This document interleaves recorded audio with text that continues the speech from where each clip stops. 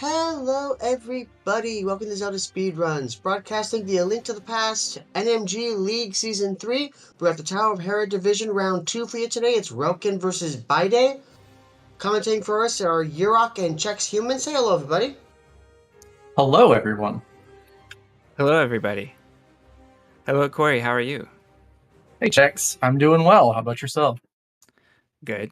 Looking forward to another league race in the Hera Division. That's right.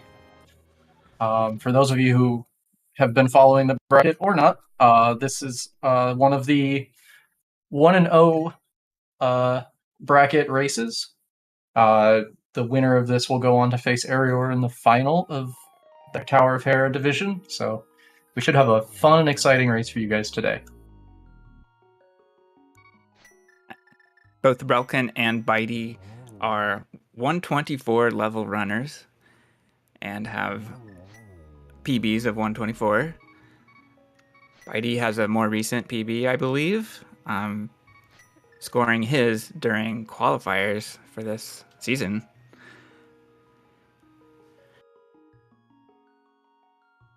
Yeah, these are both well-established runners in the community. And I think, what is it? That's only about 15 seconds that separates them, I think. So it should be a good time. Yeah, that's about right.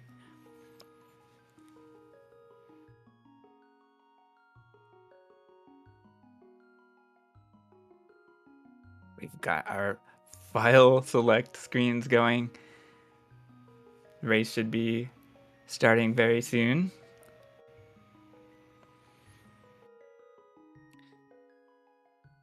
I like that Relkin takes the time to take a jab at one of his less favorite sports franchises. And of course, for anyone unaware, a Link to the Past, any percent, no major glitches, no save and quit. This is the main category for this speed run, basically for this game. And it'll be played much like an optimized playthrough. And our runners are off. So we have Zelda telepathically communicating with Link, letting him know she is trapped in the basement of the castle. Thanks for reminding me. I can't read that. Same. So there's a bunch of things we could talk about in Escape, but everybody's heard it to death. There's lots of movement optimization that goes on in this segment because there's not much else to do since we don't have any items yet. Yeah. Pumping is a fun arthritic inducing exercise. Kind of. But so is just walking. Yeah. But regardless, I promised myself I wouldn't talk about pumping further than week 1 of the league. Yeah, we're just gonna skip it. It's a technique that exists, and you should do it, but don't kill yourself. Exactly. And Escape is really all about clean movement, like you're saying. We want to see clean door entries. We want to see avoiding enemies. This first hallway is always a little okay. No problem for either runner. Yep. Nice clean patterns.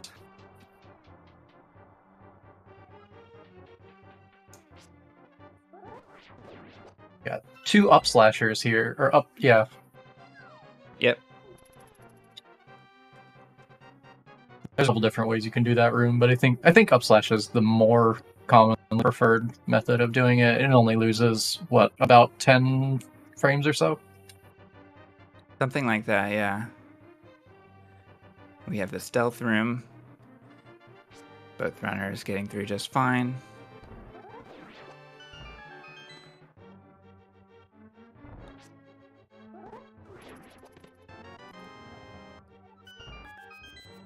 Boom guard. Both runners getting boomerang. Good choice. I actually really like that room. It's a lot of fun. when you can pull off the like frame perfect like guard kill chest grab. Something satisfying about it. It is. You have to deal with a lot for it being an escape room. Text box, Y button, B button. All right, we have 8/ for both runners. Looked like a 256 for both, I believe. Yeah, it was pretty close to simultaneous key grabs. Mm-hmm. No major incidents so far. We're in pretty good pace.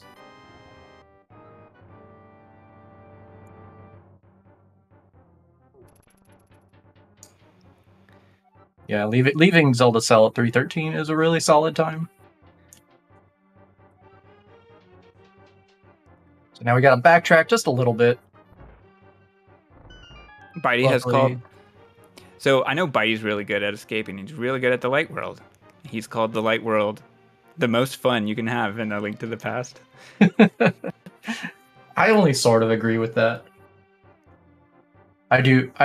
I'm definitely much better at light world myself than dark world, but I don't know that I would call world that much fun. Uh-huh. I agree with you. And of course there is Dark World RTA or Dark World NMG for those who want to practice Dark World only. And I think both you and Bydey have done runs recently. Yeah, I've been forcing myself to do more Dark World stuff just to get better at it. But I do agree with the sentiment that like being better at Light World allows you, right? If your Light World time are better, then you necessarily have like more leniency on the higher variance that comes along with like doing the Dark World segments. So it can only help. Yeah, that's true. Coming into Snake Hallway, Bydey. Okay, so Bydey knocked snakes out of his way, and it looked, annoying. But relkin got kind of in a traffic jam. relkin got stabbed in the back somehow. I didn't even see what was happening. Just all of a sudden there were snakes there, and he got hit. Yeah, it knocked him to the left, which is awkward because he had to pull back into the doorway. Everybody's favorite room coming up. The key rat here. Ooh, okay, relkin gets a nice one, but misses the boomerang. relkin gets a bad one, but seems to handle it pretty well until the other rat gets in his way. That was a little surprising.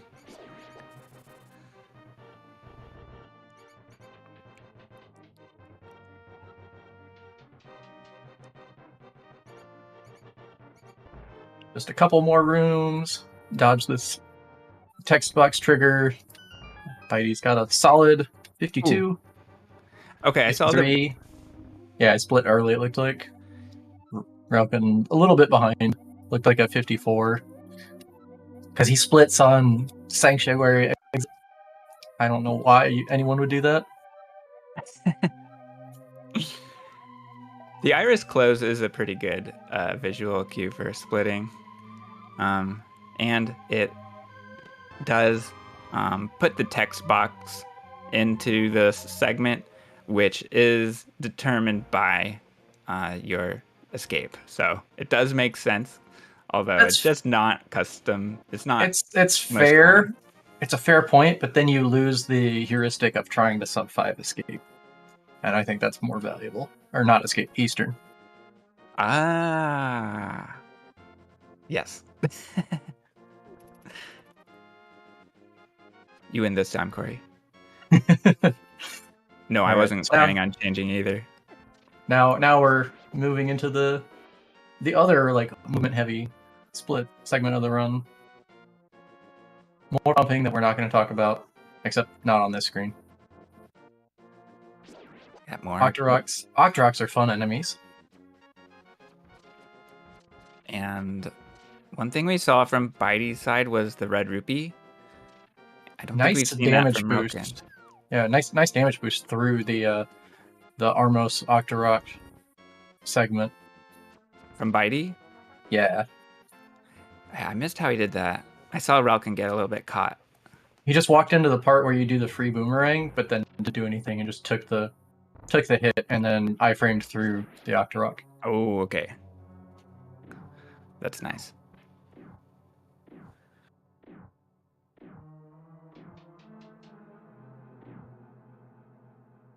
Coming up, we have the Stalfos room, which is another fun strat for people to pick up and work on.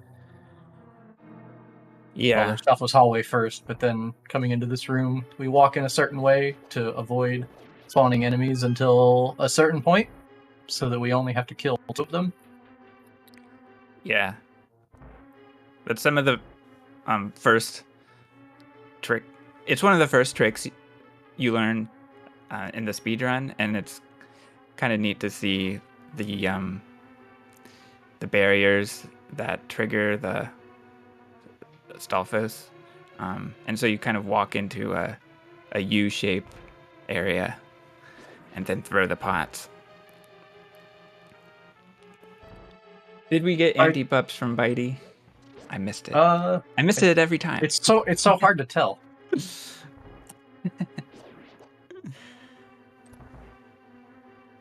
Bydey electing to sword all of the popos. Mm-hmm.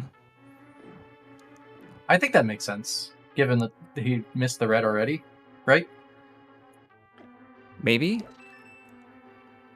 It will involve a lot of slashing, but with good luck, he can spawn another. I can't remember. I thought I remembered you saying that someone already had the red rupee drop. Yeah, it was Bydey. Nope. Okay, yeah, nobody has any money, so continuing to sword down enemies to try and cycle the prize pack makes a lot of sense to me. Yeah, he has to. That's true. Just 1 rupee, please.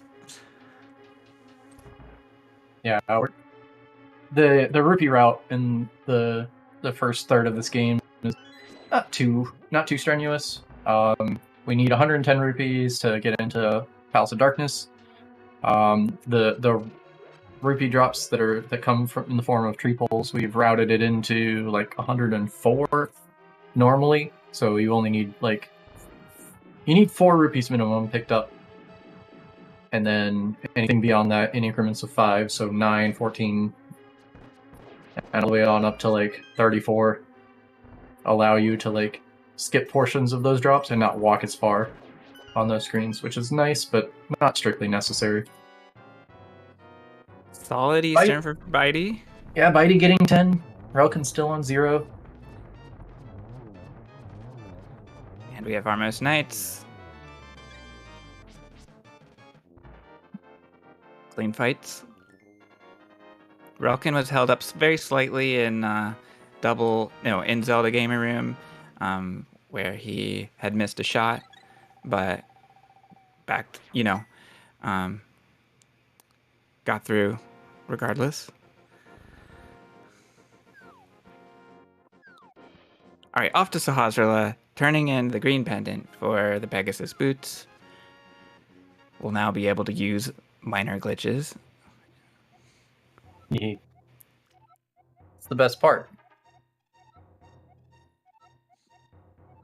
Yeah, once we get these boots, we're going to be able to do a trick. There's a family of tricks generally known as super speed. It comes in a couple of flavors.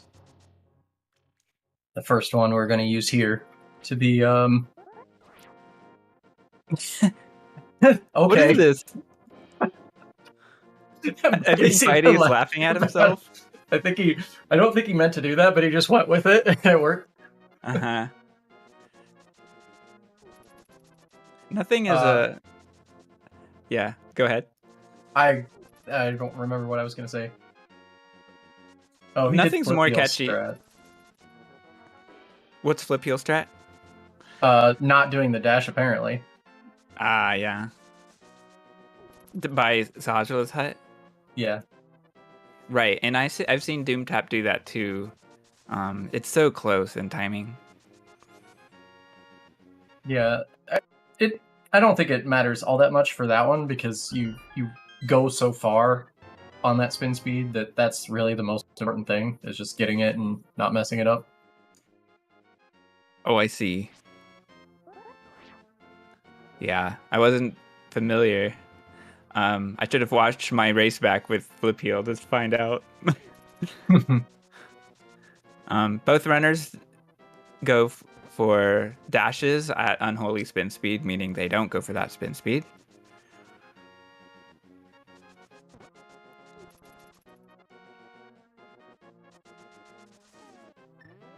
No one cuts a corner. No one gets hit by the blue guard. I don't think I've ever had that happen. Now it's going to like next race probably. Oh yeah, yeah. It depends on. Yeah, obviously it just depends on Link's movement, and whether the guard wants to cut you or not. Yeah, that a lot of people will use that cutting that corner as an opportunity to menu to the Book of Medora, so they're not missing the being lined up on the grid, dashing through the bush right there, so they don't accidentally go in the water, or worse, like bonk into the bush or something like that. I'm one of those rapscallions that does not. Okay, so both runners go for spinning the Devil Ant, and oftentimes we see top level runners go for the dash strat. So that's kind of interesting to see. Relkin also went for the blue rupee, which for some reason is a little bit hard to catch, unfortunately. So he delayed a little bit. Yeah, that blue rupee is important though. That's entirely the reason to go for the spin there. Yeah, especially at 0. So Relkin's now at 5. Yeah, like we said, you want to get to 9 rupees, ideally, so that you don't have to pick up the 4th blue rupee from the first tree pull. For sure. So getting that blue rupee, well, like it did waste a little bit of time, but you know at least it's out of the way, and then he's gonna pick up this the second pot that you come across in this room right here to bring himself up that minimum. Right, Bydey got to skip that, or chooses to skip it. Bydey low on arrows. I didn't notice after the Armos fight.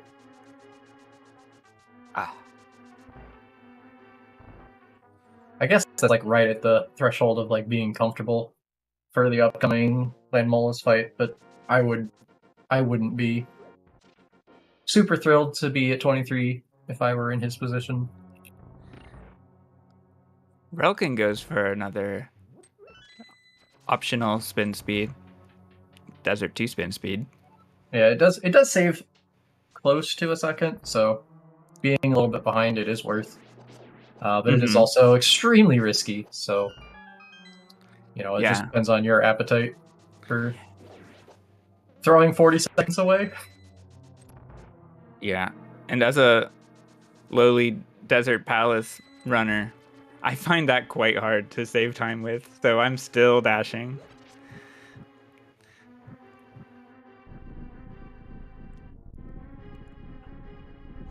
He did get the arrow pot, so. Oh, nice. Yep. See, that is picked up. So now it's 29-28 arrows. Yeah, you just want to be comfortable with the arrows in this fight. So maybe I'll watch Bydey over here. Uh-oh. Oh, Relkin gets a terrible pattern. Bydey had a solid start.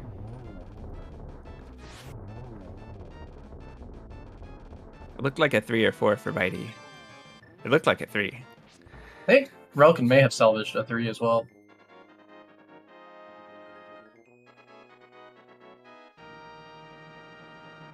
I lost count. Just that second phase was pretty awful. Yeah, so probably similar fights for both, since Bydey had trouble with the second cycle. Yeah, good recovery, honestly.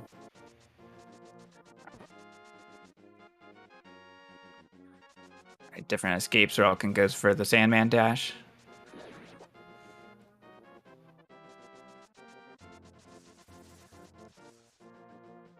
Coming up, we have the first big skip of the run. technically. Yeah, I mean, I agree. Ooh, okay, Bydey has to realign.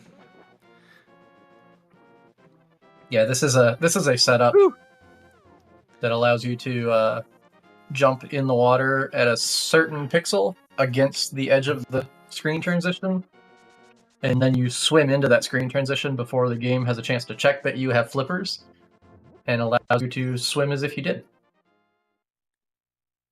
And Bydey had a Zora spawn on the whirlpool. There's no reason to be concerned because you can pretty much always beat the Zora, but you can't miss.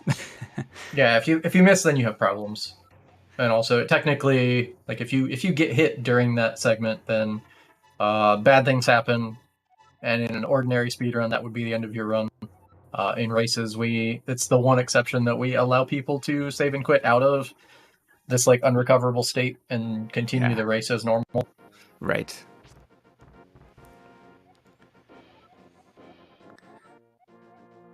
All right, here comes Death Mountain. Always random in terms of how much damage it feels like dealing to you. Oh no, We've already Bydey. got 2 rocks, 3 rocks, and Bydey's not making any progress. Oh my gosh. Relkin pulls ahead right here. So that is a tricky situation. Yeah, it's just a tough screen overall. Like you have this huge like super speed section, which should be like really fun and interesting, and then you've got all these giant boulders falling down on you constantly that just make it a nightmare. Bydey found it a little tricky to get into the warp portal. Our runners always want to approach that warp portal in a specific manner, walking into it from the right, and he just couldn't get on position for some reason. Yeah, if you enter warp tiles or mirror at a certain horizontal position, it does something with the way that the game. I don't understand how it actually works, but the end result is that the warp transition happens faster, and so it just so works that particular warp tile we want to enter it from the right side or be just like aligned with the farthest right that you can be while triggering the warp tile. And we have 2 different strats. Relkin using boom strats loses a slight amount of time due to hitting the crystal switch early, but he does get a break, and he does get to hit the last tile with the boom and dash out. Yeah, Relkin gets to stand on the pegs and not worry about any of that. Also, welcome in everybody coming from Zelda Speedruns 2. We are in the middle of a 1-0 bracket race for the Tower of Hera division of the NMG League. The winner of this will go on to face Arior in the 2-0 finals match next week.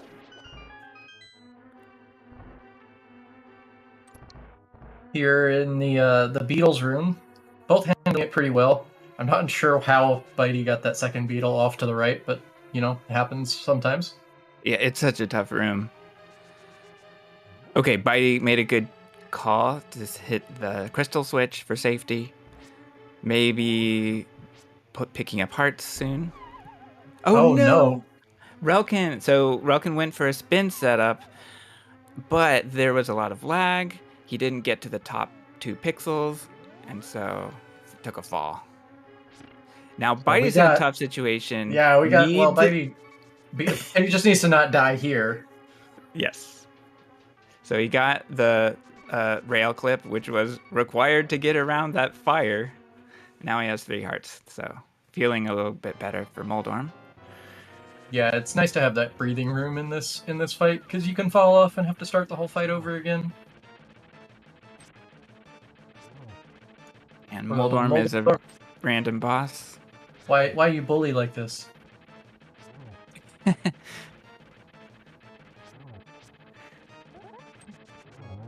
Alright. Relkin, meanwhile, gets the retry on the bomb jump there. Pick up his Moon Pearl. The Kadangos are not having it. Nice fight for Bydey. Yeah, we're through. We got 4 hearts. We should be fine here.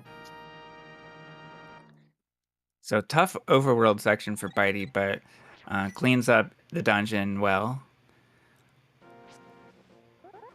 Ooh, looking. Oh my god. No.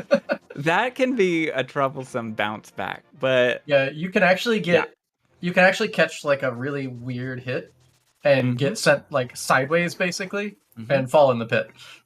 Yeah, or you can get hit up sideways and get locked, which is another fun thing. I have not seen that one before. I've seen a clip from a long time ago, and I'd really love to pull that clip up again because I haven't seen it since. All right, we've got Rupee Collection for Bydey, picking up 3 blues. Modified pickle shot. I guess that works. I've actually never seen somebody do that before. Yeah, that's the way I learned years and years ago. Because I like to approach from the right, and we'll also see relkin. Well, you might have to get rupees. So a lot of the time we see relkin dash to the right of the blue rupee tree, dashing up. But I'm not sure what he'll do today. I mean, he needs all 3, so probably do the normal bird shot. Nope. Yeah. Just proving me wrong. Yeah. Oh, we're killing. All right. This is. So that's what I'm talking about. That's why I said he's used to dashing up to the right, because then the next screen makes more sense. For getting 2 kills. I've never seen that before. Do you just not want to do the bird kill? Probably. And, you know, I don't know if it's that he hasn't learned it or just isn't comfortable with it yet. From my perspective, I have learned it, but it's not like I'm good at pulling it off in a race. I literally never noticed that. I thought almost everybody did bird shot these days. But yeah. All right, today I learned.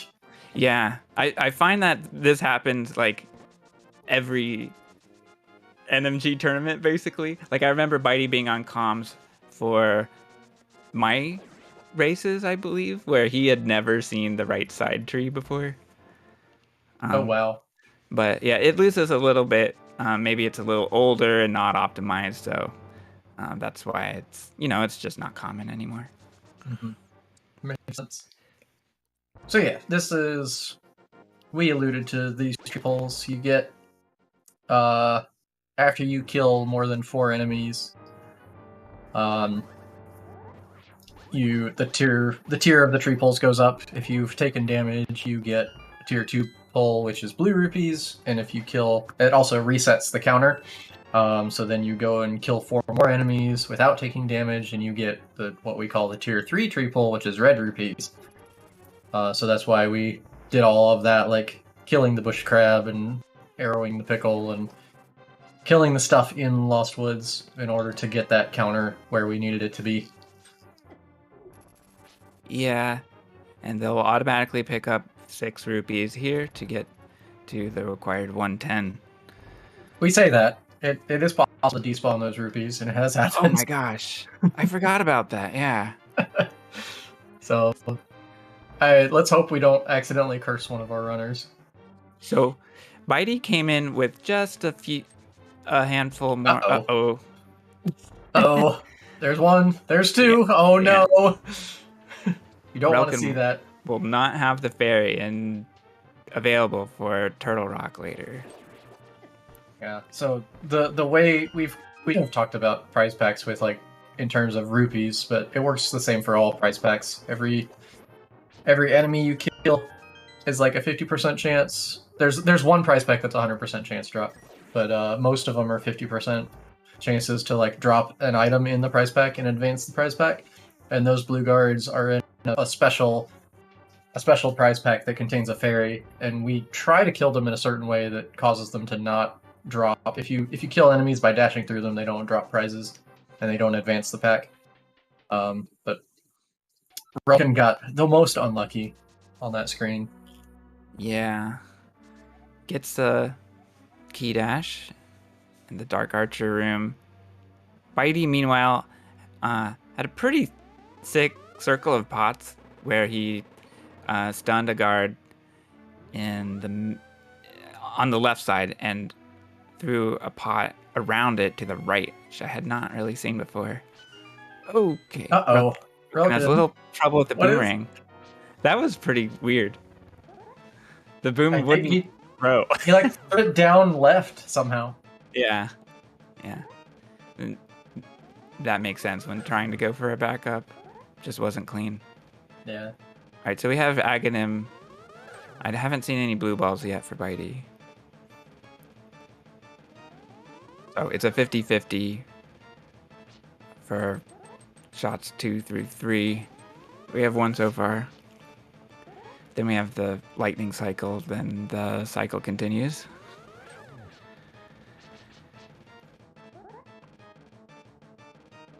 Everybody's favorite part of the light world.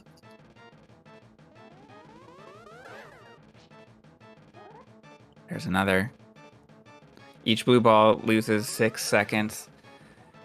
And we didn't get to 3, so we didn't lose another 6 from a lightning cycle, so that's good. Only 12 seconds lost for Bydey. Yeah, 2 for 2 on relkin's side so far, so not making up any time. 3 for 3. Yeah. So 15 is still alive. There will be a second lightning phase for relkin. But we would like to see no more blue balls, and then we can be done with this fight. Very true. 4 for 4. 5 for 5.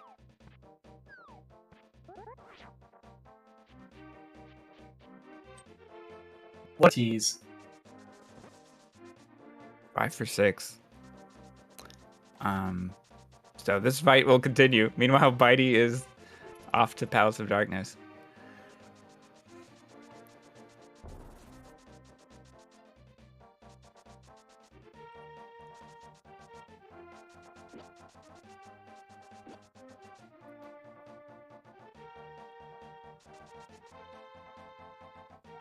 All right.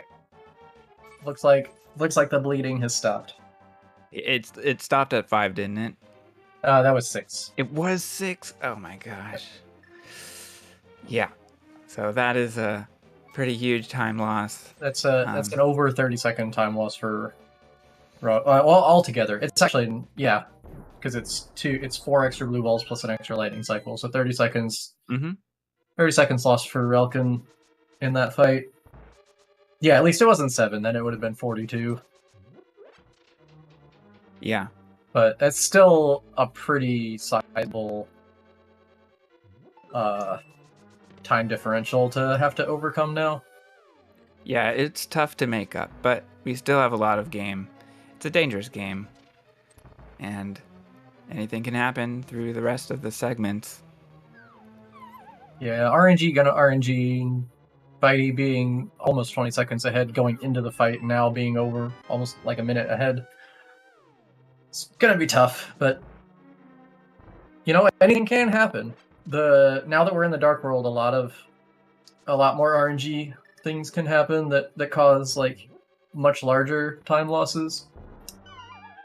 And so like swings can happen, deaths are more punishing, deaths are easier to happen because the game expects a lot more of the player.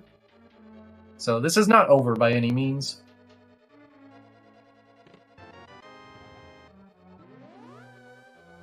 We have Bydey collecting keys. This segment of the segment does take a little while. But now he's off to the back. Yeah, Palace of Darkness is an interesting dungeon in a sense. Like it helps you, like you can learn a lot about like optimizing all these little trips to like go pick up stuff and mirror back to the start and do it all over again. And Bydey does not go for the double bomb pickup before hammer jump. And hammer jump goes nicely. Yeah, I didn't recall him having any extra menus, so it's always good. It's a double pixel perfect setup. Pixel perfect along the Y axis. So it has to be done right. And we often see pause buffers using the start menu to control Link's movement.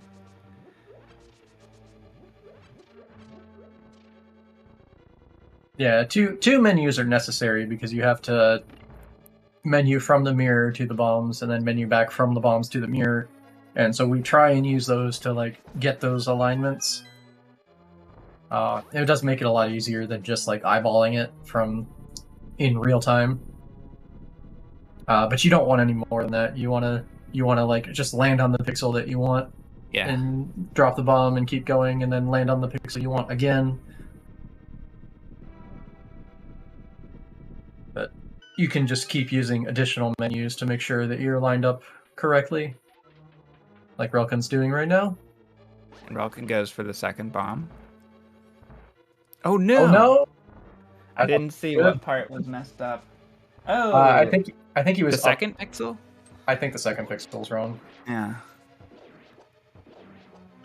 I think he probably noticed, but it was I think a sword buffer to get him into place. I just don't think he went up the right number of frames. Maybe it was a 2-frame movement instead of a 1-frame or something like that. Yeah, if he's 1 pixel too low when he first menu, then you have to do a diagonal sword buffer. Otherwise, you accidentally go too high, and that could have been what happened. Okay, we're at 1 heart for Bydey. He's got to be careful. Yeah. All right. There we go. Helma was nice and didn't give us any additional fireballs to deal with. Yeah, I've seen some kind Helmasaurs lately. I feel like he's been sparing the runners oftentimes. Yeah, luckily Relkin is able to get enough heart pickups, and the arrow prize pack gives him another one just in case. We want to have full health going into this section right here. We kind of didn't talk about it because we were bemoaning Relkin's failed hammer jump, but you want to have full health here so that you can avoid having to menu to a different item to hit the peg switch coming up at the bottom of these stairs. You'll see he's gonna go through this hammer with the hammer here, and then use sword beams to hit the switch. And you don't have to if you don't have full health, you don't have beams, so you have to menu to boomerang or bow to do that, and that just wastes extra time. Good turtles, though. Really? Bydey, meanwhile, is out of the first of many long cutscenes. Mm-hmm. Textbook turtles. And we have a dangerous pod overworld return. Every single one of these Ropas can jump on top of you and deal 2 hearts of damage. Even that one. Yeah, and then even at the very end, bonking is a possibility. If you bonk into that, you will run into the Snapdragon and take 3 hearts. That's always fun. Nice fight for Relkin. Yeah. Only taking that 1 hit, but it was pretty inconsequential. Mm-hmm.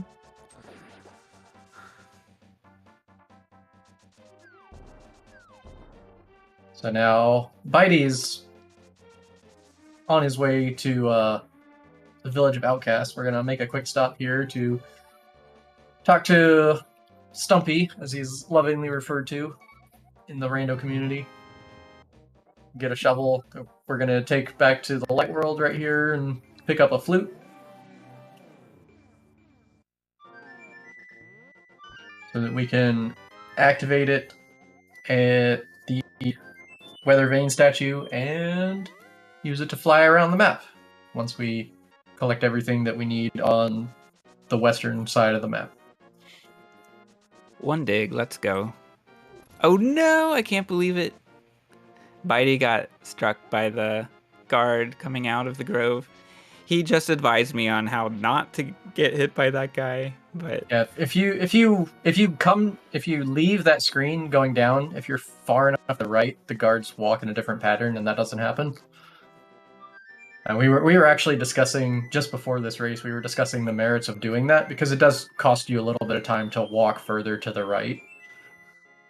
actually, Flip Heel advised me on it. Now that I think about it, but Bydey gave me advice on some other stuff. Yeah, like you're saying, it's best to be 1 to 2 pixels away from the wall to ensure the guard doesn't go toward you, right? I think so, yeah. In my opinion, it's definitely worth doing. I don't know what's happening with Bydey's Three Musketeers, but that guy was angry. He got through it, okay. Yeah.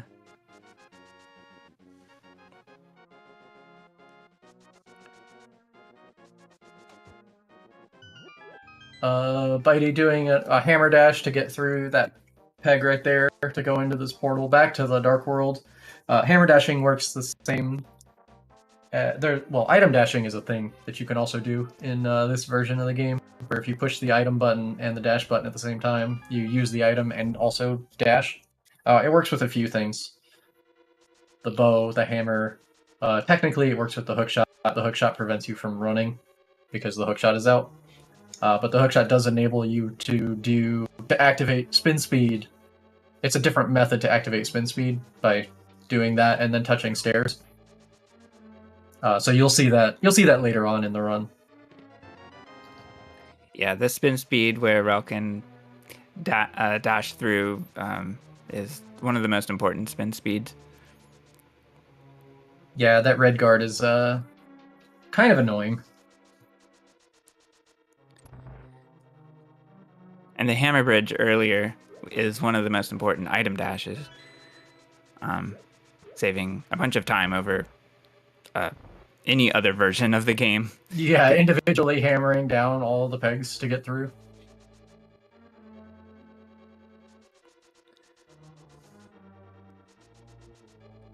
Bydey not quite getting Hellway dash.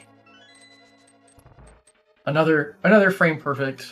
Yeah. Trick where if you stay without moving out of the doorway, if you dash into the room, you're aligned on the grid. If you cancel your dash on the right pixel, you end up being able to like perfectly dash between the spikes that are further up. And it allows you to just like run through the room and save a bunch of time. But again, pixel perfect, so kind of difficult to do.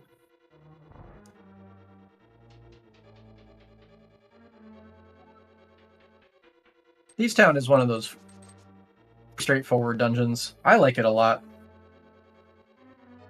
Yeah.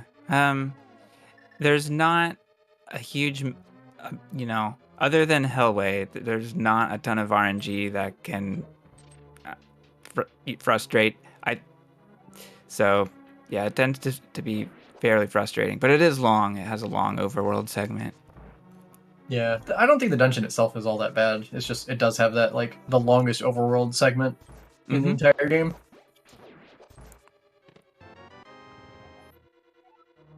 Yeah. So Bydey gets the maiden. We're gonna try and rescue her. We need the Titan's mitts first, however. Not getting out of the room before the tile falls. You hate to see it. Yeah, that's a good measure I've started looking at lately. I have not been successful.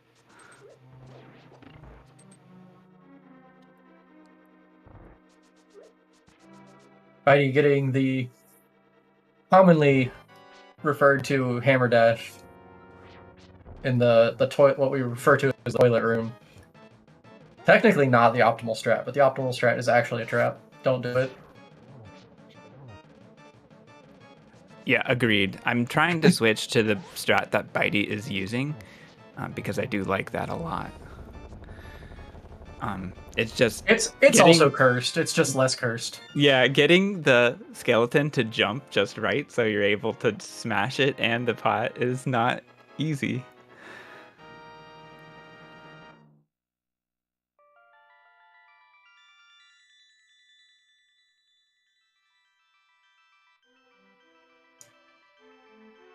We just conveniently ignored the blind fight, which is fine because it's basically the same every time anyway. Mm-hmm. Nothing can go wrong in the blind. No one has ever failed the blind fight in the history of racing this game. All right, let's watch the tiles for relkin. Looking good so far. Yeah, there we go. The berry's cooperating, so we just get to dash through. Feels good.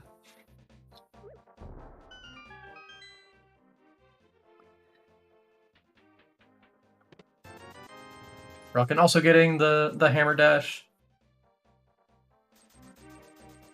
Yeah. And so, yeah, like we said, this fight it's pretty straightforward. It takes 9 hits from anything, but the way the blind works is it just continues to do the same thing, provided you are putting it in the same spots every time. So if you can consistently hit all three hits of all 3 phases, within like a certain window, then the fight works the same way every time. It was a good blind fight by relkin. I don't think the blind was at all in the light. Yeah, that's a good measure of how quickly you take care of the 3rd phase and the fight overall. So now that we finished Thieves Town, we have our Titan's Mitts, we can do some shenanigans. We talked about the fact that we're doing the dungeons all out of order, or out of the intended order. Mm-hmm. We do that because we need the Titan's Mitts to go rescue the dwarf that Bydey has now successfully accomplished. And in return for doing so, they give you a sword upgrade for the low price of 10 rupees. So we basically like make a mad dash over here to Thieves Town to get the mitts so that we can get the sword as early as possible, because it makes the rest of the game go a lot faster. It technically takes more time than it saves until you get to the very end of the game, but at that point it does go faster, so we go ahead and do it. Yeah, Bydey is unfortunately disqualified for missing the Fem Stash. Had a good run, but GG. We'll see what relkin does. Probably a fence dash. But yeah, Bydey does not go for that, and it does not, doesn't lose more than 20 frames or whatever. So, or I'm not really sure of the total, but it's not a big difference. I mean, it's at least the 30 frames that it takes to charge a dash again, unless you like walk over past where the fence post is and just do one dash. Mm-hmm. Yeah. But I think even that wastes a bunch of time, so. Yeah. All right. Nice mummies for Bydey. One of the worst rooms. Commonly referred to as one of the worst rooms in the game. That or the Chain Chomps room. Take your pick. Mm-hmm. Personally, I find the hook dash in Swamp to be one of the worst. But I think that's mostly because I'm not that good at it. Fence dash for relkin. Fence dash, let's go. Alright, we want to thank you for watching, like we said. Oh, relkin wins by default? No, I'm kidding. So, Bydey continuing on in Skullwoods. Now that we have the fire rod, we can go to the back here. This is also one of my... I really like Skullwoods a lot. It's got a lot of interesting movement and some cool rooms to keep you engaged, especially this one coming up here, this mummy hellway. Yes. Bydey goes for the Joe Mumway strat. Not having a small... Good. Yeah, it's still quite fast. It's not all that bad, and it's quite safe. relkin had a small mummy party, but manages to get through it without any major incidents. Alright, Mothula for Bydey. Bydey goes for a bit of a dash here. Good call. And a really nice fight one spike disappeared. Relkin doing his patented in-between bomb jump. Mm-hmm. I think that's a TGH strat. Oh, does TGH do that also? Yeah, Relkin's the first person I noticed who does it, but I learned that he got it from TGH. Yeah, Bydey just put the bomb down up next to the pit and then walked into place with using the spin speed to align against the edge of the pit. You can, if you're super tryharding, you can pull the bomb out as soon as you walk in the door, throw it against the wall, and just walk into place. Relkin obviously does something halfway between where he walks most of the way through the room, throws the bomb against the door, and then uses the spin to align himself. So it's kind of like a hybrid strat. For sure. So Relkin's also doing Joe Mummies. Nice. And I agree with you. It's one of the most fun dungeons. Especially a good Mothula fight is really satisfying. Yeah, it's got a bunch of really interesting rooms here, especially in the back, and then you just cap it off by one of the most satisfying boss fights if you pull it off, like if you execute it really well. Because it can literally take 4 seconds. If you get this double poke here, and then get another double poke right there, which Relkin almost was able to do. Yeah, but his bash pokes were just what he needed to get through that. Yeah, that was an ugly pattern. He handled it really well. We have a high dash for Bydey, totally avoiding RNG with the Ropa. That's a really troublesome Ropa. I've been quite confused about how likely it is to knock you out of the optimal dash. I used to think it was 1 in 20, but I've been hitting it 1 in 2. Sure. I nudge against the tree, and I feel like I have pretty good success doing that. Gotcha. I think I try to nudge that as well, but maybe fail. So definitely something to work on. It's worth experimenting with. Yep. We'll see what Relkin does. Yeah, coming into Zora's domain, we got lots of. This is a very tedious movement screen. You want to be cutting a lot of these corners, but if you cut them too much, then you take a dip in the water, and nobody wants that. Bydey doing really well. Not a bad overworld. No dip in the moat. Yeah, we didn't take a dip in the drink. That's ultimately what you want.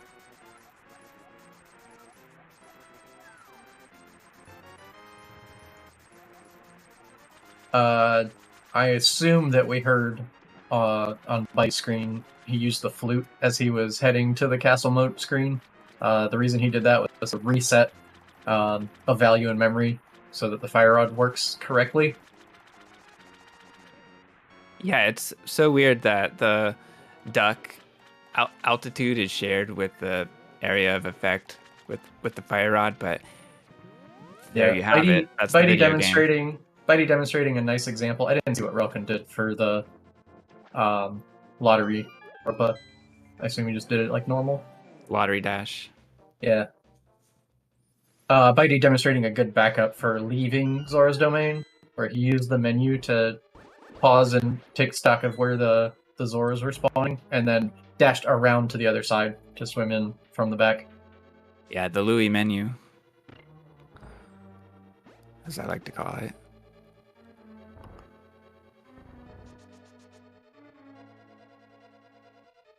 So now, everyone's favorite dungeon, Ice Palace. It is my favorite dungeon. How did you know? I was being facetious. It's not my favorite. But there are some interesting aspects to it, but it's perilous and tedious, and you can just lose lots of time here. There is Bydey's fire rod strat. That is so interesting. So I'm with it. If you have the extra fire rod shot, you can save a bomb there and not have to worry about having to farm for one, but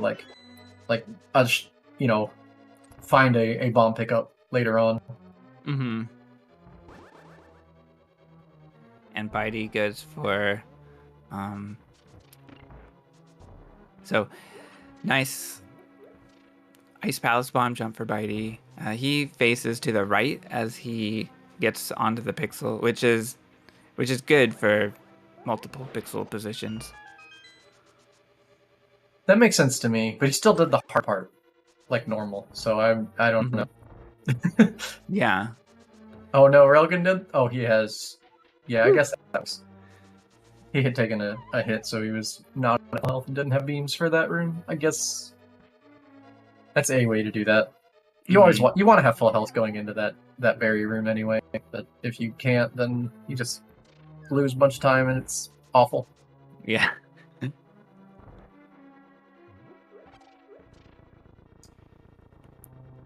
Bydey needs both of these magic pots with his strat.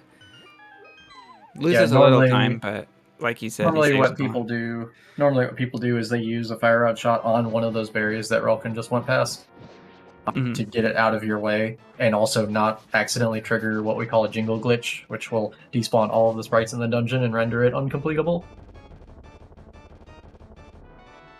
Because it takes time to burn up. But if you can avoid doing that and you have that extra fire rod shot, then you can do what Bydey did and use it to trigger the switch instead. Which is a cool thing that I hadn't thought of. Relkin doing a more conventional Ice Palace Bomb jump. And if you blinked, you missed it. Bydey defeated Cold Stare, one of the scariest bosses of racing this game. And Bydey has a particular movement, which is pretty interesting. He uses some cardinal movements to kind of make his timing regular. Oh no! Relkin goes for a spin clip, but does not get it. Accidentally let the sword go a little bit too early.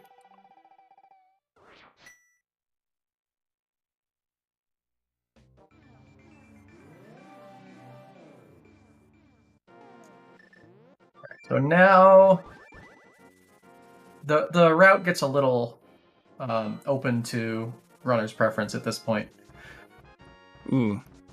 It looks like Bydey likes to do all of his shopping here in the Swamp Palace split. Long swamp. Relkin likes to do all of his shopping immediately after Swamp Palace.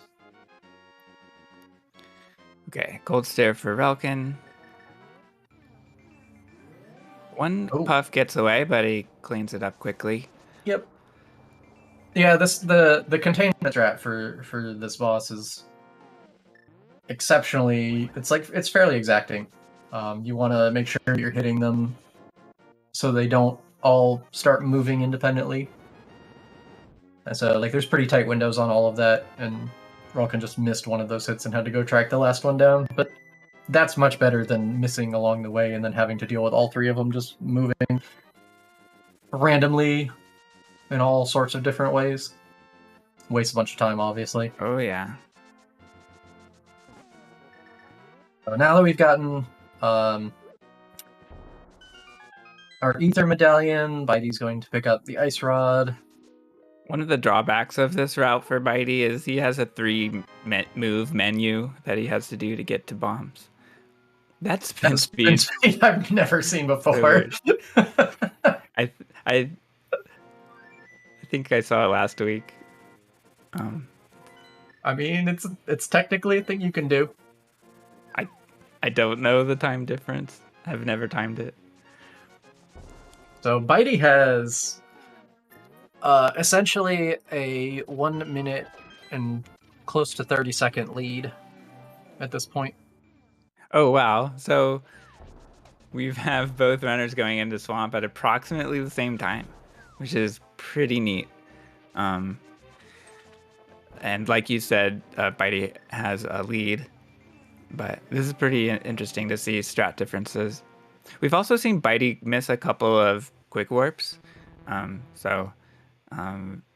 If Relkin hit those, he saves a little bit of time, half a second on each one.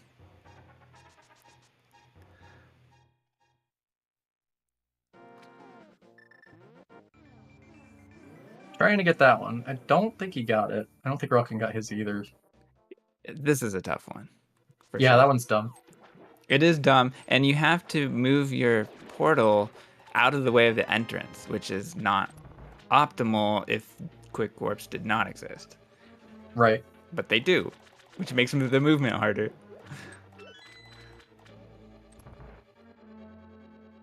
Bydey getting an extra bomb for safety, which I think is perfectly reasonable. Relkin will need to find another bomb somewhere. Oh, that's such a minor... Either picking one up ahead of time, just in case something goes wrong in Misery Mire, or getting one at the entrance to Turtle Rock.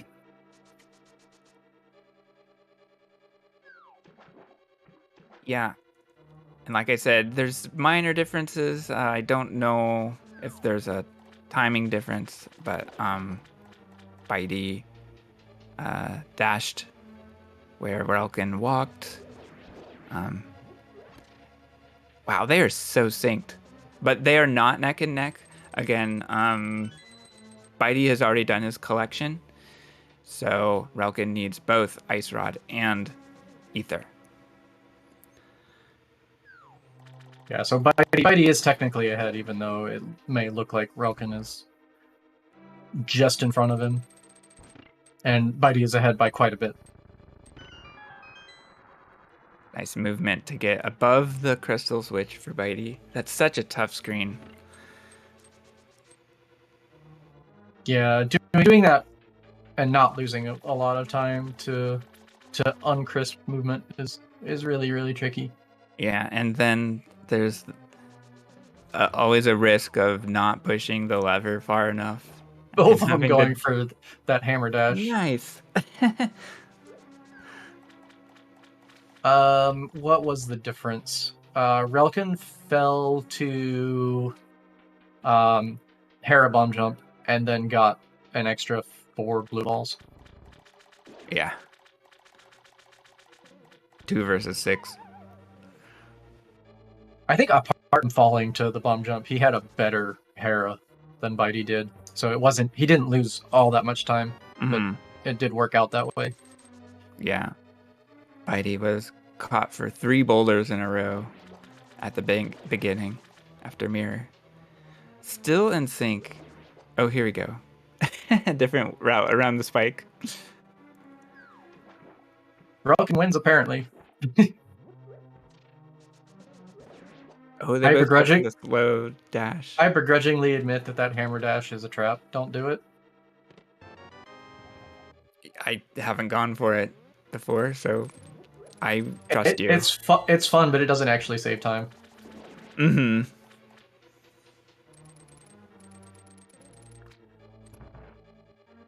All right, so you're not able to see it, but they're actually doing a hook dash right there to allow them to pick up that pot through the statue. Nice rooms for both. It's tough when the fire snake gets in your way, or the Bari, and no one had a problem. Yep. One more lever push. Yeah, this is the really neat thing about League this season. The runners are at the same skill level. So we are seeing, from room to room, very similar times. Yeah, we've had a lot of really close races. Neither of them did the optimal water walking. Hate to see it. It's very counterintuitive that pumping through the doorway around the water Tektite actually saves like 5 or 10 frames of dashing into the room, but it does. Yeah. So now we have the Argus fight. We're doing more hook dash shenanigans here.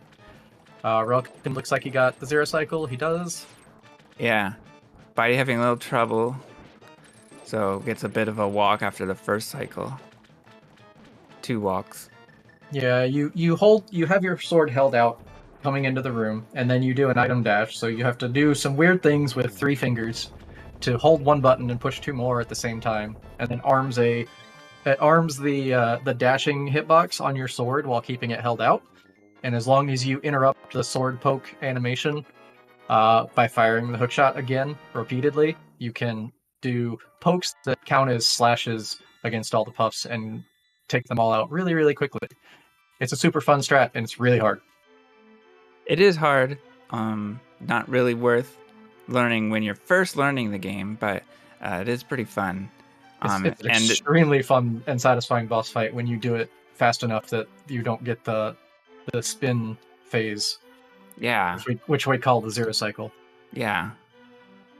When I first heard about it, I thought that an item dash was required for every puff, but it's just the first puff. The rest of it is just timing. I think a lot of people thought that the item dash was required for every single one, and then somebody realized, I was like, no, you just have to do it the one time, and then you just have to fire the hook shot. So yeah, that right there was one of the main reasons that Relkin likes to delay his shopping until after Swamp. He used the hook shot to get hook speed, and then run out of the dungeon entrance really fast, and then he gets to do what we call a hook climb here, where he goes up the stairs. Yeah, it was a good screen. It technically saves a second at the cost of a menu, so it's mostly preferential, but it does look pretty fun. And the first quick warp was really nice. Getting into the portal. Bydey struggled a little bit on Argus, back on Argus, in the second phase as well. I know Bydey is relearning the fire rod strat, so he just went for mirror in the end. So he didn't go for the fire rod strat. There's something about, and I didn't see how Relkin did it, but you kind of stand a half step up from the wall. Yes. You want? Oh, he didn't get the last wizard. Yeah, I thought he did. And then he didn't. It was a pretty good looking Meyer too until that point. Yeah. The reason you stand up, you don't want to be touching the wall, because then when Argus lands, it doesn't know where to go but up, which can cause it to. You can basically get frame rolled with your fire rod shot, and they won't connect properly. But if you stay higher up, then it'll go down right before it hits the wall and starts going upward, and it gives you a lot better. It's a lot more reliable getting the 2 fire rod hits first to connect. Bydey getting trolled by the Slugula. You don't want to see that. That Slugula does, 4 hearts of damage? That's right. If you walk into it. Which is very bad in this dungeon, because we have a tight resource budget for... Oh yeah. For finishing this fight, the boss fight quickly. Alright, so Relkin's turn to try Meyer 2. Looking good so far. Doesn't go for the fast strat, but gets lucky with the Popo RNG, so cleans it up really nicely. Yeah, the fast Meyer 2 strat is it avoids RNG issues, but it's much harder. Yeah.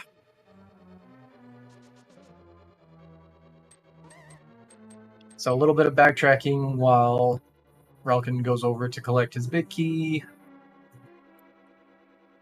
See if Bydey's missing a heart, so let's see. He's not going to do the Spark Gamble. SMH. we have Sankart. It's totally fine. But also, this is a race. I guess we're not going to shame runners for not doing a thing in the name of safety. But also, it's totally fine. Yeah, and it also might be a main strat.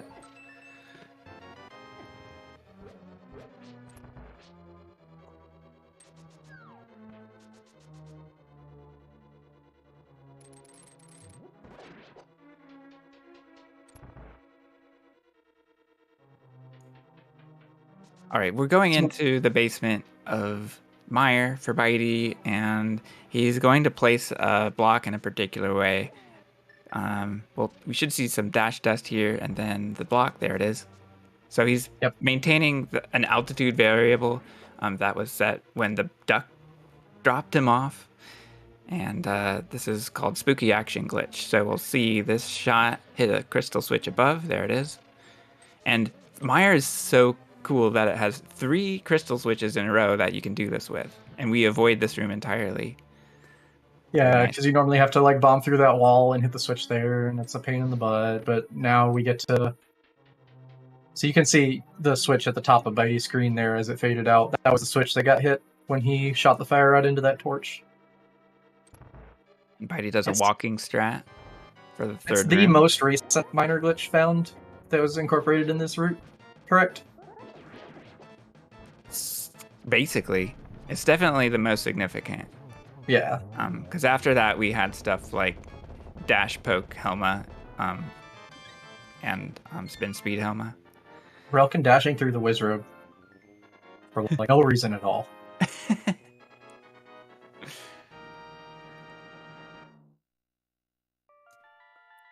So yeah, there was his.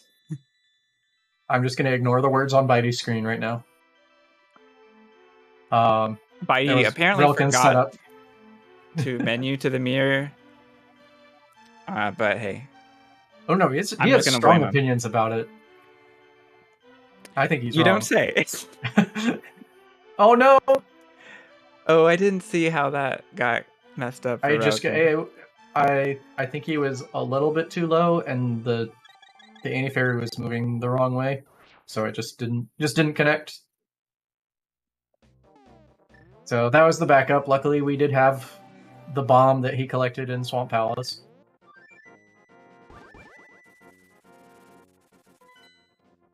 But now it's Relkin's turn for the Vitreous fight. 8 hearts should be okay. Didn't get the far left eyeball.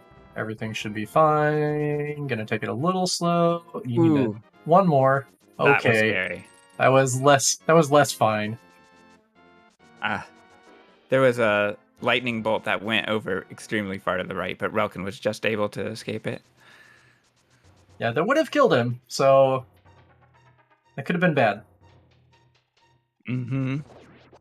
All right, well, not to pile on, with the knock-on effects of all the things that can happen in this run, but we're coming up to that point where we talked about, where we're going to not hard rely on, but for comfort's sake, attempt to get a fairy to drop from one of the enemies in this upcoming dungeon, and Relkin will not be able to do that. That's right. Yeah, uphill battle for Relkin here. He's gonna have to. I mean, he can just do the dungeon as normal. He just runs the risk of being at extremely low health for most of it, which is you hate to be in that situation.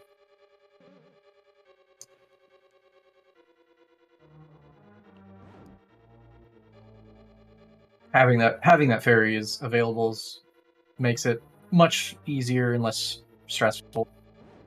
Okay. I was a little worried about the positioning of that dead rock, but got through it okay. Same here. So Bydey lighting all of these torches to open this door.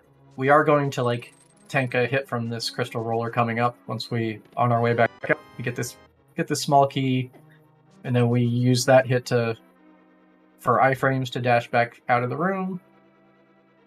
And that's part of the reason that we want to have that fairy available to recoup on all of that health, because having beams later on in this dungeon saves a decent chunk of time, or is at least nice to have. Whew, another close call for Relkin. It does take a hit. So and there's the fairy drop. So Bydey might be able to. Doesn't look like it. This Chomp's pattern is pretty terrible. Wow. That was different. But now he still has to. He's okay. All right, Bydey. I don't know how he does it, but he does it.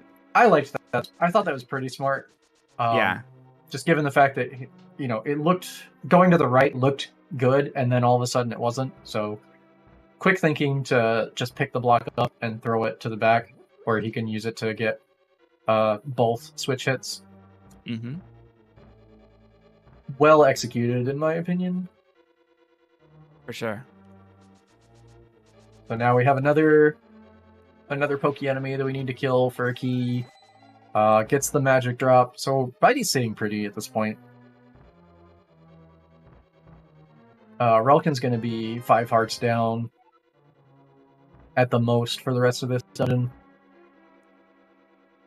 which is a little scary. He's going Hera out here instead. I think that makes sense. A nice top dash strat for Bydey, going over the anti-fairies. Yeah, that's the smaller time save that you can have if you have beams at that point. Mm-hmm.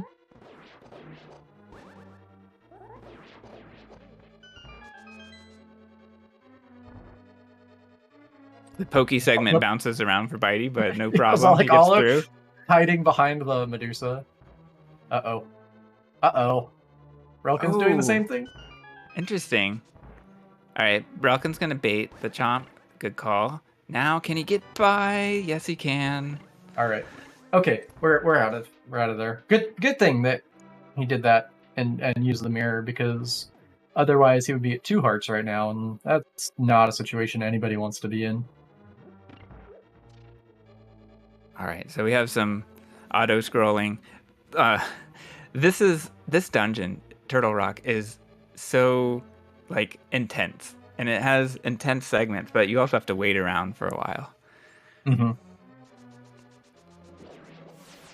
Maybe it's good to have a breather every once in a while. I think it's good because a lot of those segments are extremely pushing.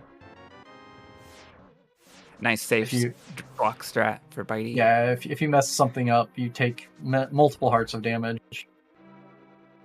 And yeah, it's a bad time all around, and it's an extremely linear dungeon, so deaths are extraordinarily punishing. Yeah. All right, nice peg puzzle for Bydey with the dash strat, item dash. All right, try next. Yep. As its name implies, we got 3 heads that we need to dispatch. 2 of them care about being hit with elemental rod shots, and the other one we just deal with. Sword or hammer only. Funny how that works. Okay. That was an interesting sword hitbox. Relkin getting the squeeze in the crystal roller room. Nice. Gutsy. You love to see it.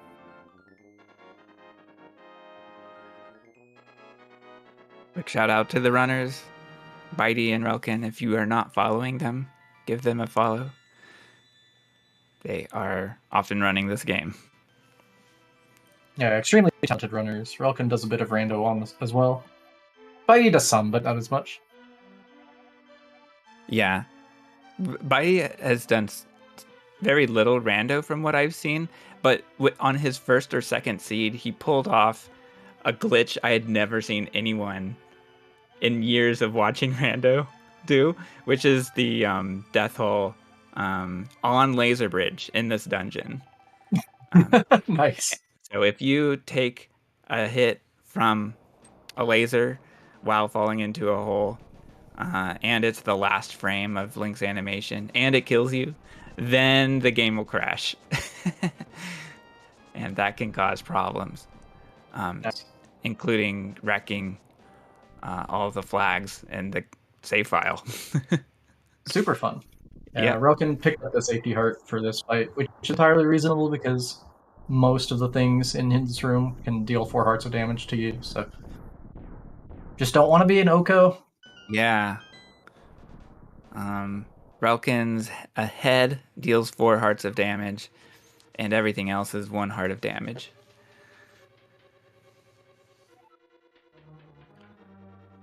So either of the 3 heads deal 4. Yep, I found that out last week. It didn't kill me, but it did surprise me that even the fire and ice heads do 4 hearts. Yeah. Oh no. Spike skip is a very challenging room. Easy for little things to go wrong. But Bydey gets through it. And Ganon's Tower, by the way. One of the most fun segments. And there's Indeed. a lot of puzzles and movement challenges in the basement before Big Key, followed by a lot of combat up and in the tower. Yeah, it's just a culmination of all of the things that you would learn as a player throughout the game. Just they're kind of thrown at you all at once. Oh yeah, Bydey goes for a different strat here, avoiding one of the warp tiles, going into the left-hand one. Interesting. Oh, not sure how. So Bydey does a dash turn to charge a dash and then bonk past the warp tile, but maybe he went left first, which resulted in a grab. Oh, whoops. Yeah.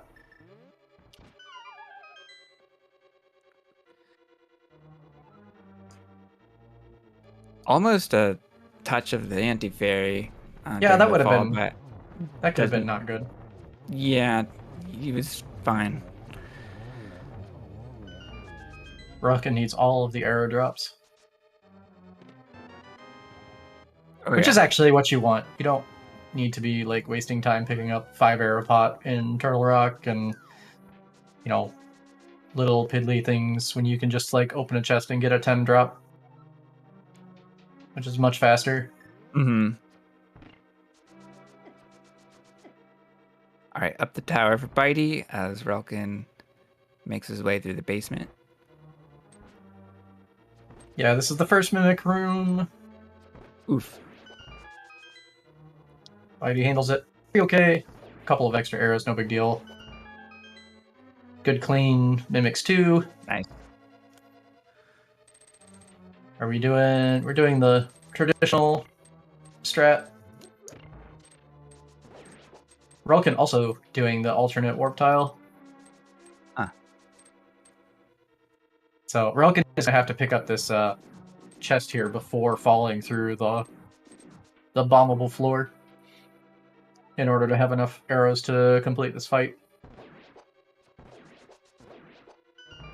Yeah, So we'll you'll see how see- he does that. Well, unfortunate.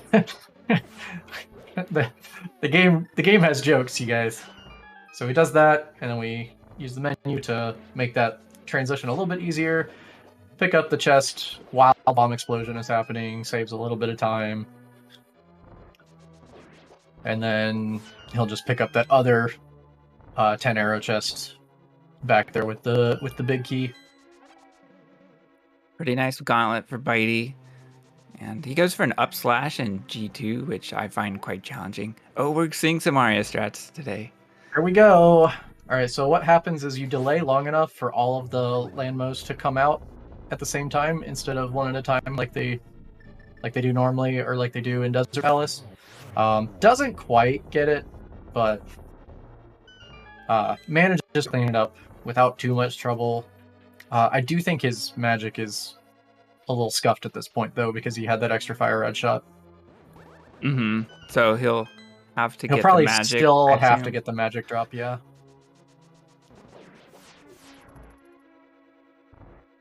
Maybe not. He might be able to just pick up the one in torches and be good to go.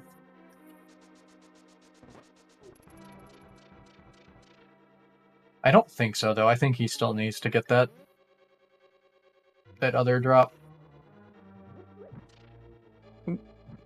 Yeah, he definitely needs to get the other drop because you can see that he's below half magic. Yeah.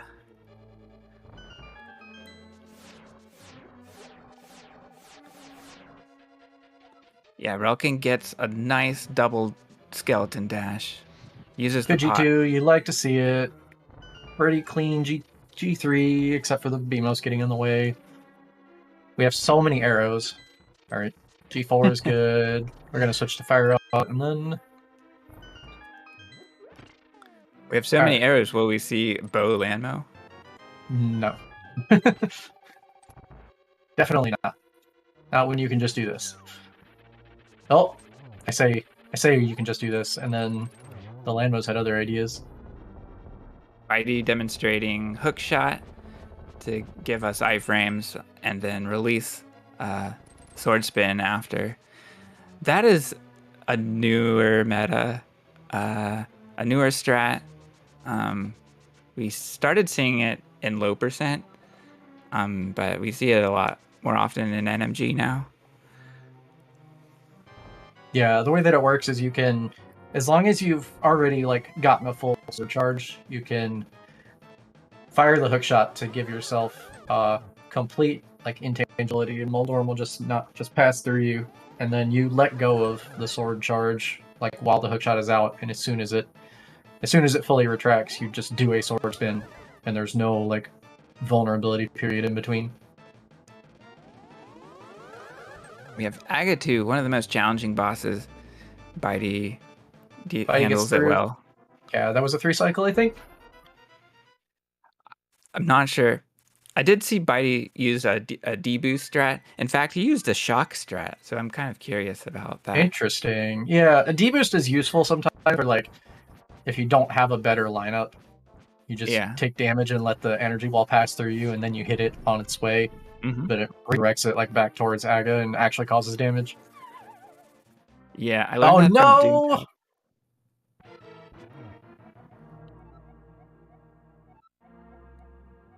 Relkin getting the worst trolley Voltum. Yeah, getting hit there is so obnoxious. Oh no, dude. Yeah, it would be,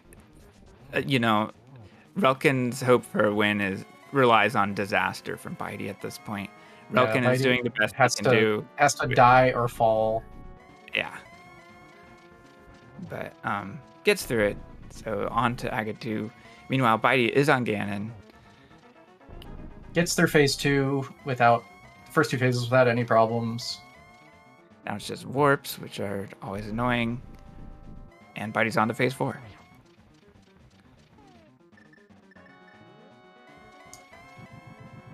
Lamp torch glitch, play it safe. Might be a standard strat for Bydey, I'm not sure. At this point, yeah, you just take no chances. Mm-hmm. Nice lineup for Relkin. First phase looked like a triple. Easy 3. Uh-oh. Oh, no, dude. Yeah, 2 cycle potential, but gets kicking yourself for that one, yeah. Mm-hmm. Nice phase 4 so far for Bydey.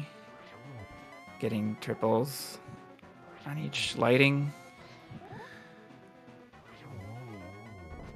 And Ganon is down. A nice 125 for Bydey, this will be. Yep. Get your GGs in for Bydey. Winning this race. Going on to face Eri in the finals next week.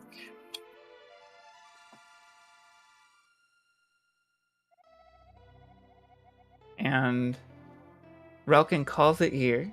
So end of race. GG to both runners. Hello, hello. Hello, congrats Bydey on the win. Thank you so much. Appreciate it. Yeah, GG's. GG's, sir. Uh-huh. And how did you feel about that run? I mean, I was pretty comfortable. I knew he'd messed up somewhere. I think he fell to Moldorm or died to Moldorm. I don't know what happened to him, but He bomb jump. Yeah. He failed the bomb jump. Okay. Yeah, I mean, and basically at that point, it was just cruise control for me. I played it pretty safe. A lot of safe strats. Just basically keep it safe and don't make a mistake, really. And it was mine for the win. So, unfortunately, it would be nice to have a closer race for the crowd, but that's how these things go, I guess. Yeah.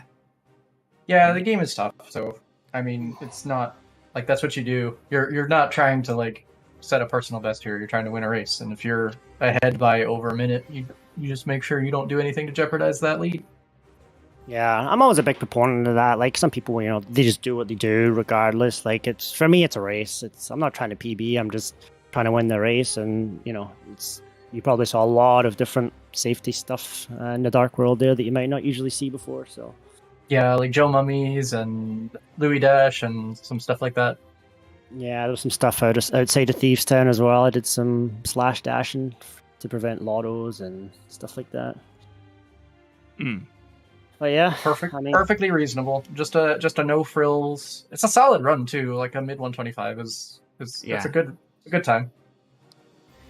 Remind me if you use torch glitch with lamp all the time or just for safety? No, just for safety. I wouldn't do that in a run. Gotcha. Maybe if I was on a huge pace and I was a little bit nervous, I think there's nothing wrong with that. But I mean, these days mostly it's fire rod. But there's just no point in a race. Like 1 second, like a couple of seconds. It's not worth it unless it's close. For me. Yeah. I threw in a couple of fun stuff earlier on. I don't know if you noticed that, like the flip heel spin speed and the muffin dash. I completely missed the muffin dash. No, But I can't believe it. We were. I was just trying to talk about no fence dash, and then missed it. yeah, we were all caught up in the fact that there were few fence. Well, Relkin did a fence dash. Yeah, I'm not a fence dasher. I just don't think it's worth it. I mean, I've practiced it and tried it in runs, and I just bong every time, and so it's not one that's in my arsenal, especially in a race as well. Yeah, I fail it more often than not, so it's kind of what I usually just go for it for the fun of it. Like if it's a race and people are watching, and then it's all part of the fun. Like I'll just go for it and fail it and give everybody a good laugh. Yeah, exactly. Yeah, I mean, looking through, Lightward was actually pretty good. Hera was a disaster. I had to play it really safe. I was down to 1 heart, a couple of points there, so...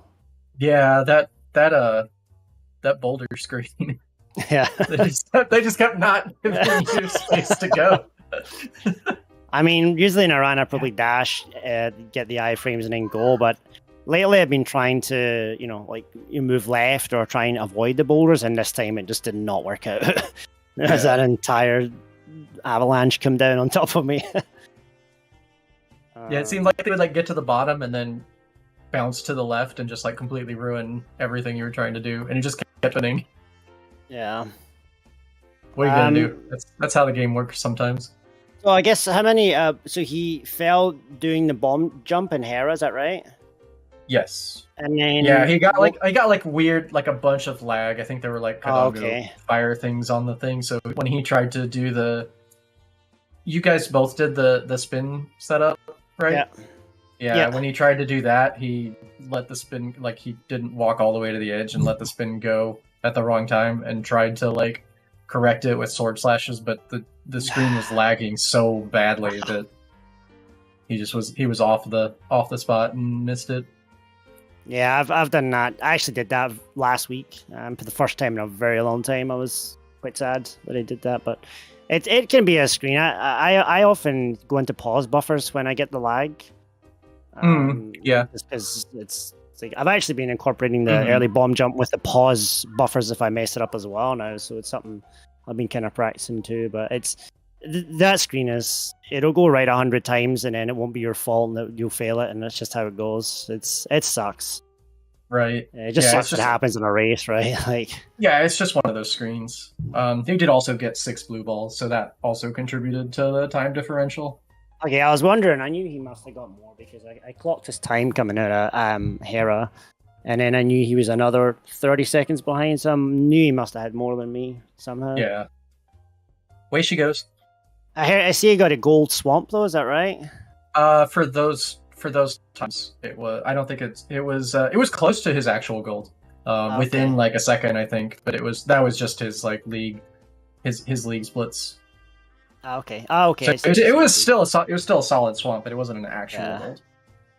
I just had to switch out rubber since my last race, D-pad and face pad. So there was a lot of I don't know. You saw quite a few bonks in the overworld, and my D-pad's quite stiff. So when I'm doing those kind of diagonal cancels, they weren't registering.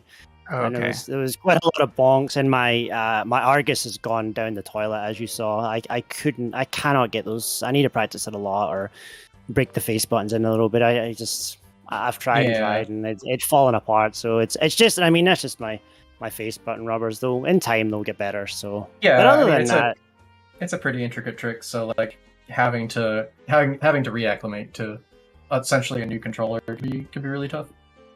Yeah, I was really worried about it. That's why we put the lace on so late. We were meant to race, I think, Tuesday, Wednesday, and then I completely busted my controller during one run. I lost the face and the rubbers, and I basically had to start from scratch. And I was a little bit worried, but I literally fired up the next run, and I was like a low 125 like first run. So I was like, okay, we're good. We're good then. It's not going to be too bad. That's good. So, Yeah. And can you tell me about chomps? It looked like you had a really solid backup. yeah, that's kind of my backup for chomps. Instead of going up high, I throw over the top of the chomps and do it like that.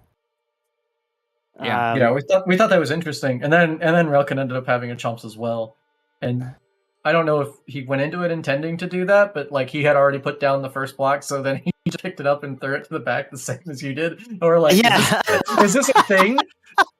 it is. It's not 100% consistent. You have to watch the chomps, because the chomps can block the left pattern. And it can also block the right pattern. So like it can get in your way, but more often than not, like you can toss it up over the top of them and still get the fast strat. Whereas the backup is to walk all the way up, place a block, and it's like really, really slow compared to this. I think this saves a second or two over the backup. I think the backup's like 8 seconds, and you can get like 10 seconds. I don't know. I can't remember the timings, but it is a lot faster to do that. Huh. Well, I got something new to practice. Yeah, for sure. Same here. I'm trying to think of anything else. Was there any other part of the run that stood out to you that you wanted to comment on? I mean, not really. I mean, the first 3 splits were good. Hera was a disaster, but I mean, I got through it. Agatar was okay. My pod was actually very good. I almost died on Helmasaur though. That was a little bit sketchy. Smooth. Yeah, Hammer Jump was good. Pod was really good. It was a 610 with a disaster Helma, so I mean, it was a fantastic pod. And then after that, I kind of clocked the time of relkin, and then that's when I started playing it quite safe and just did a lot of sort of safe stuff in the next few splits. I had a decent ice too. Ice! I guess. Do you see my ice rods? I've changed my strat for the bombable floor there. Oh, that's right. Yeah, that was so neat to see. That's something new I've been doing, especially for races. I don't like having one bomb for the ice rods, and if you do swamp shopping, that's what you have. So I want to have 2 bombs there, so that if something happens, or if something happens on Ice Palace bomb jump, you have a backup. And it loses very little time, like 10-15 frames.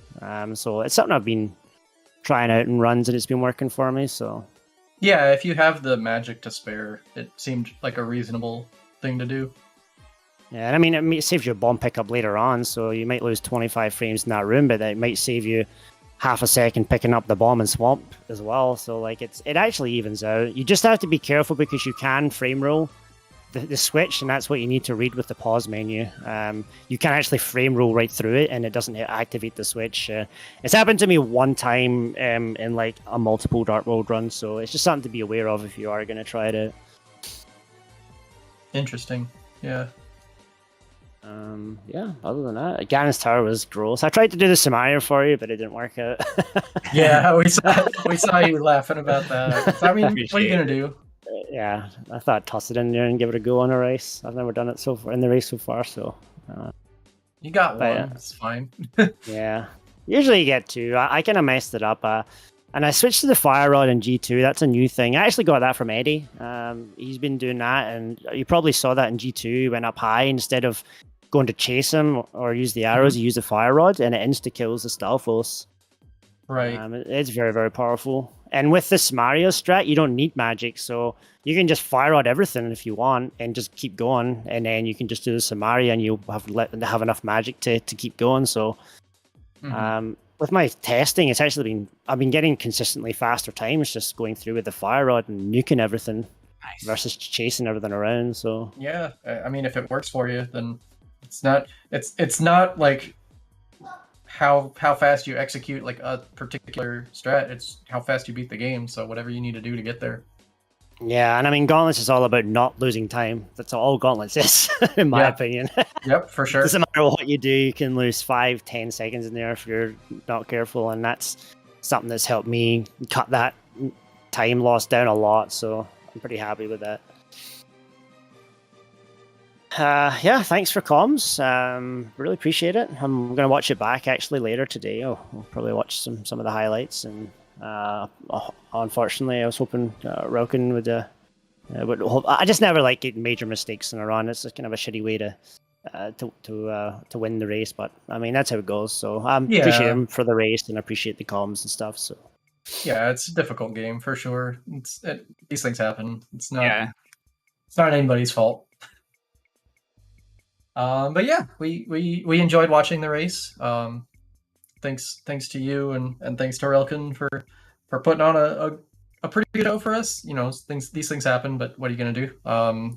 Like we said, you're advancing to the 2-0 bracket for the final week. You'll be playing against Ari. Do you have any thoughts on that one?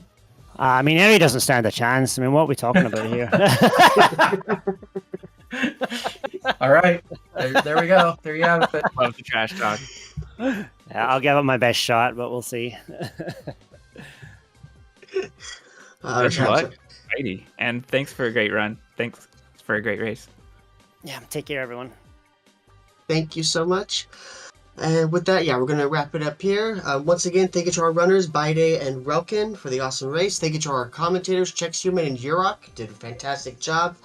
Coming up on this channel in just 20 minutes, we have a Skyward Sword Vanilla Wing Clash Any Percent Tournament Winners Bracket Quarterfinals Game 3 between Jaznix and Exto. So stick around if you want to watch that. It's going to be pretty hype.